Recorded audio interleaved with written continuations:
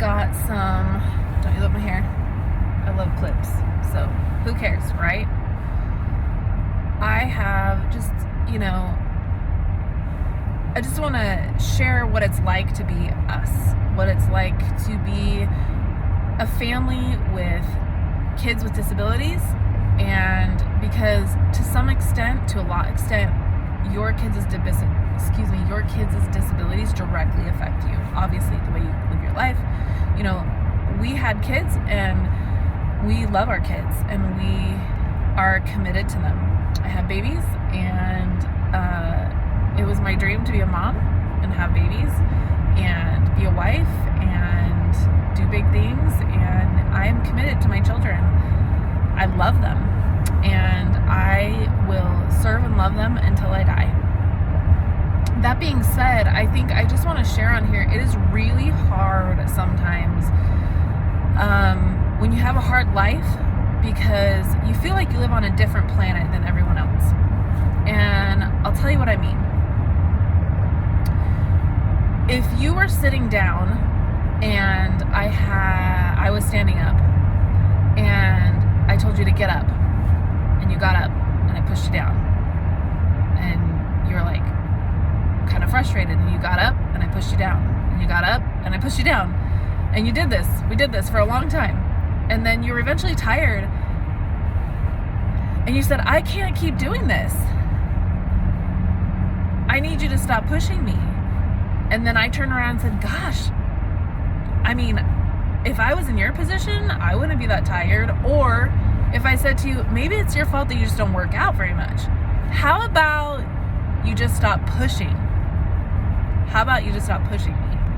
Why is that not the answer? And this is kind of how it feels sometimes to be a person that, I grew up in poverty. I grew up with a single mom. I grew up pretty much fatherless. I had weekend visitation with my dad, but it was virtually non-existent. It was off and on for years. There was a lot of really bad stuff, and mostly my dad didn't really show up, and so he didn't really want me a lot. But that being said, I came from a different place when it comes to opportunities, when it comes to things like that. And I will be straight, I don't agree with the whole equity mindset and oppression, in the sense that I don't think that defines you. I don't think that keeps you from certain things. But because in the Bible, it says we're not victims. It says that we're overcomers and that we are the crown jewel of his creation. We are not victims. That being said, I think that it's really important to understand that some people are coming from a different place. Some people are coming with, they're starting behind the 8 ball. So what took you however long to get to where you have to be takes some people a lot longer, and it's a lot more work. So I think those people are a lot stronger. And it's not a delusional way to kind of, make myself feel better about the fact that I'm behind, or that we're behind, because, I love a quote that says there's 1,000 different ways to measure success. So maybe I don't think your success is successful. Maybe you don't think my success is successful. It doesn't matter. It's not for you to decide. The fact that I am, after being raised and going through everything that I went through, the fact that I'm functioning, that I love my kids, that I have a marriage intact, that I have virtually no debt, that I don't have any severe drug addiction problems or alcohol addiction problems. I don't have, I care about my health. There's a lot of things that weren't handed to me automatically, that were extremely difficult, that members of my family fell victim to. And they didn't make it out of that. But God picked me. I do believe that God picked me and broke a lot of chains, but it has been a lot of hard work and a lot of pain and a lot of struggle and a lot of fight and a lot of spiritual weightlifting. But what I want to say is, one thing that I'm tired of happening from people in the American church and in the church a lot is this mindset that weakness is weird, that trials are ugly, that it's like contagious, or that, I think the reality is that most people just don't have the soul strength to tolerate being with someone else in pain and not being able to fix it. But here's the deal. I'm frustrated because I feel like we have to explain our situation a lot. My husband and I, we have to explain why we have the limitations we do, even though it's so obvious to the naked eye. It's shocking to me that we still have to explain our limitations. And it's so interesting because I just feel like we're so broken still, and we have such a need for God in church. We have such a need for Jesus in church.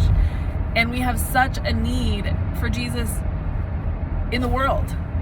But the Bible says that if those who are called by my name will humble themselves and turn from their wicked ways, that he's going to heal us and heal our land.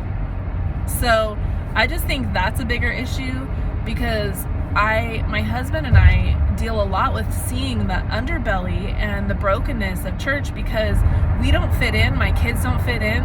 There is really only such a small push to integrate them, to accommodate them, to accommodate us, to carry the burdens of caregivers. And we're not just talking special needs parents. I mean, we're talking wives and husbands that have spouses with dementia. We're talking about parents that have kids with traumatic brain injuries after motorcycle accidents. We're talking about people that get cancer and their brain is fried after chemo. We're talking about a lot of different things.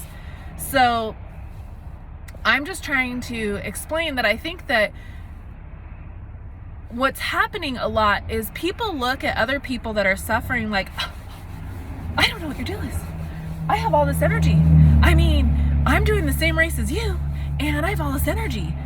And it's not the same race. I mean, not same circumstances, but humanity, right? Like, I have all this energy, and I'm like, I look at my two kids and I am carrying my children, so to speak. The weight that I carry, the weight that my husband and I carry, is far heavier than the weight that you carry. Far heavier. So by the time we get to the place that, was mile 1 or mile 5 or mile 9 that you already passed and you still have energy to keep going, we're exhausted because we are carrying 3 times as much, 100 times as much as you are. So give us a break and don't make us have to explain ourselves, because it's shocking that even to the naked eye, people literally see what we're carrying, that we still have to explain ourselves. Sometimes my husband can't come to work one day because my son is physically handling me and just being really violent and aggressive. And you know what? He is the size of a man, so I need help now. We're at this different stage of life. He's not little anymore. Or I have doctor's appointments, or I got sick. And, sometimes, a lot of times my husband can't help with the kids and stuff because he's got to work, and he, is bringing in money, and, we're both contributing in different ways. But wow, I'm just fired up because I'm watching other special needs families suffer and struggle, and they're exhausted. And I'm gonna make another video because Andy Stanley made a comment about